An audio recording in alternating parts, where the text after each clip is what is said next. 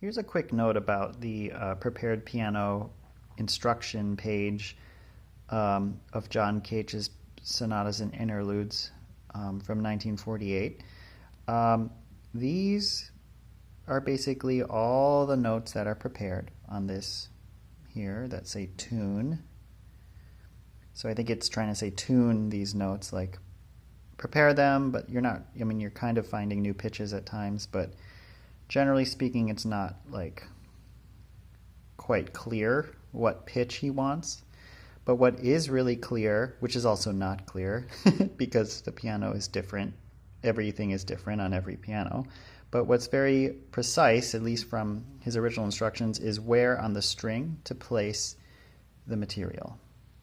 So here, for example, it says 6 3/4 inches.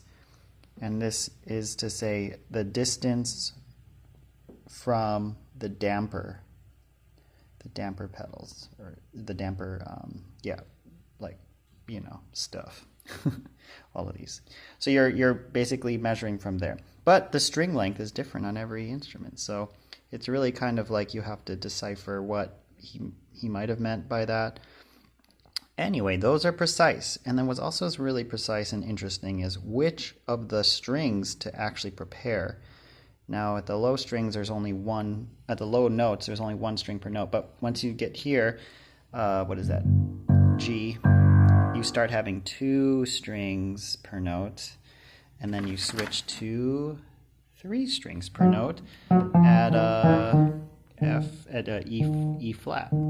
Okay, so I mean every instrument's different there too, little by little bit, where they switch from 1 to 2 to 3 strings. But anyway, the point is, this will specify which of those strings to prepare, which of those 3 strings. So here, for example, he wants it on all 3 strings. The plastic should be on 1, 2, and 3. But on this note, he wants the screw to be only on 1 and 2. And you're always counting from the left to right, as he specifies there. So string 1 is the furthest to the left, string 2 is the middle, string 3 is the one to the right. And he also organized it in a way that's somewhat easier to read, where all the things that touch string 1 are on this column, and all the things that will touch on string 2 and 3 are on this column. Keep in mind, there's nothing that's just string 2, because it's pretty impossible to, I mean, I guess it could be possible, but it's such a small distance between the strings that it's hard to just isolate the middle string for a preparation without it touching the other strings. But anyway, a lot of the notes also have 2 preparations. Some of them have 3 preparations, like here and here. So that's how you read it. You kind of can tell, you know, where everything is.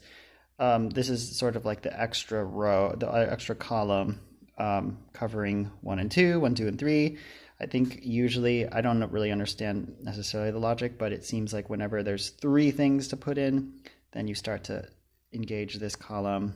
I think by material also is a part of it, just to sort of say rubber, rubber, rubber, rubber, all the way down the line here.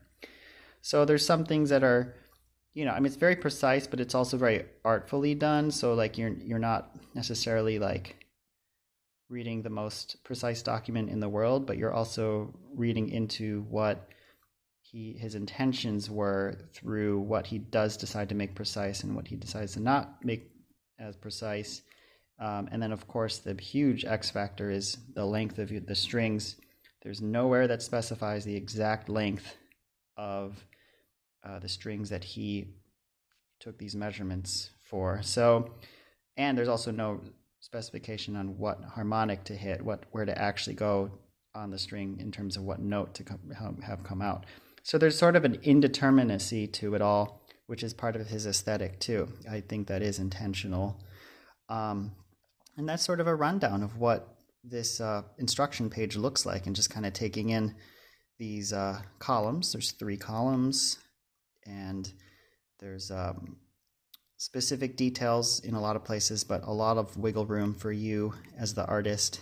And I guess sort of you're the maintenance person for the piano too, the technician, to use your own best judgment and your own musical judgment for what to do in all of these situations. Okay, starting with the lowest preparation here, this says eraser. And it actually says the exact pencil company and everything, which is kind of interesting. I tried erasers, and they don't work so well for me. I have to figure out how to string them on better, but anyway, what ended up being the same sound or similar sound for me was this like kind of eraser-like pad thing. It's kind of a tougher material. It's I think originally was for like some kind of matting for like tracing, or like maybe using like a knife and that won't like you know to protect a table when you're using like an X-Acto knife or something. I don't know, but it's like a craft sort of office supply craft thing. I cut it up into these strips, and it's a tough enough material that you can like lodge it in and have it actually fully like do a lot for all three of these strings. So it's a kind of a triple preparation thing here. There's three notes that you need to cover it across. Put the pedal down, and you put it in like this. Fast forward here, because I needed both hands to do that, this is what it would look like. And it's just lodged between all three of these strings, C sharp, D, and E flat. So here's C sharp, here's D, here's E flat. And it kind of has a uniform muting to all of them. It's a little more muted on the D, which I think is intentional from the directions to put one material across three strings like this. So under, like over, under, over is typically the way to do it. If you did the opposite, it'd be very hard to, I mean, I guess it could work, but it'd be a little harder to, you know, it's a little riskier, I guess, to get, to let it stay but not have it fall in. I like it the other way, but you know, whatever. It's just the, you know, the same shape but the other opposite way. It does say over D, under C sharp and E flat, as you can see here. Over D, under C sharp and E flat. But the sound is super similar.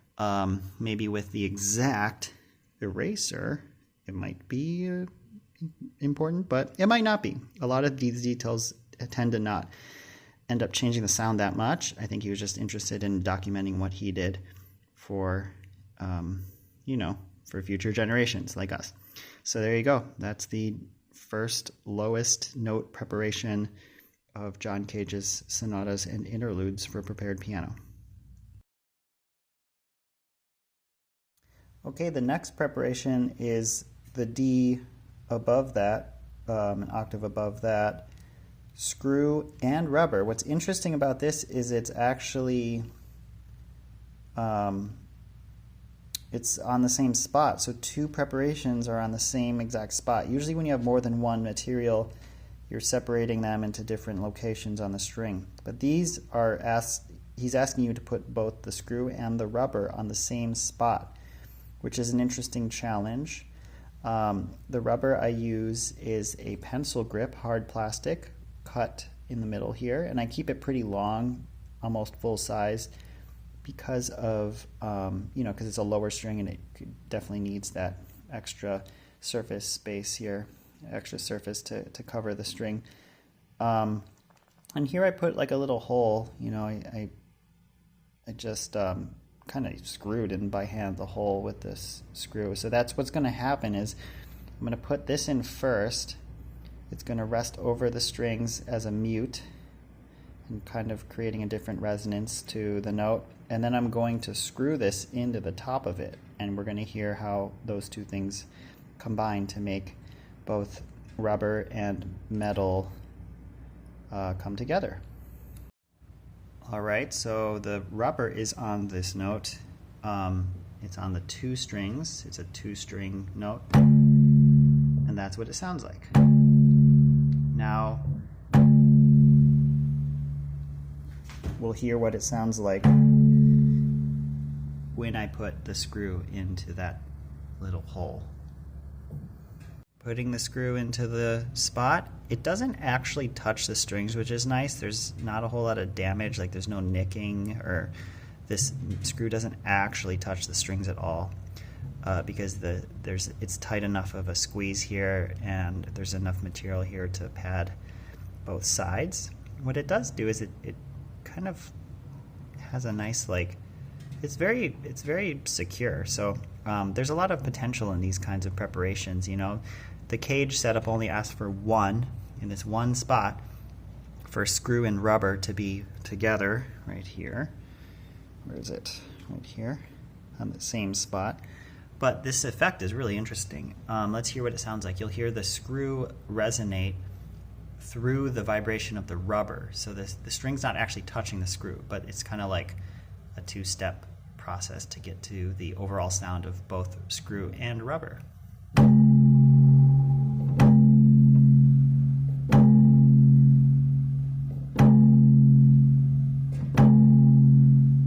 And one side note is it's really cool because I don't just hear the sound like emanating from the screw itself, but the screw is very much affecting the whole overall sound, and I'm hearing it in the whole soundboard and across other strings too. It's not like a lot of sympathetic, like straight up sympathetic resonance with certain notes that I can hear, but when the pedal's down, there's a certain resonance that's really wonderful on the soundboard itself. And there's something metal in that sound. You can hear the screw. You can actually see it like rattling if you were able to see very closely. See that?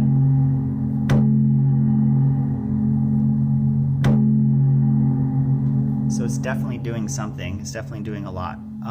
It's a great effect. It's, again, very kind to the instrument because this screw is not actually touching these strings at all. It's only this nice plastic pencil grip thing that's also not really squeezing it very hard. You can see these strings are about the same length apart as they were when there was nothing on it.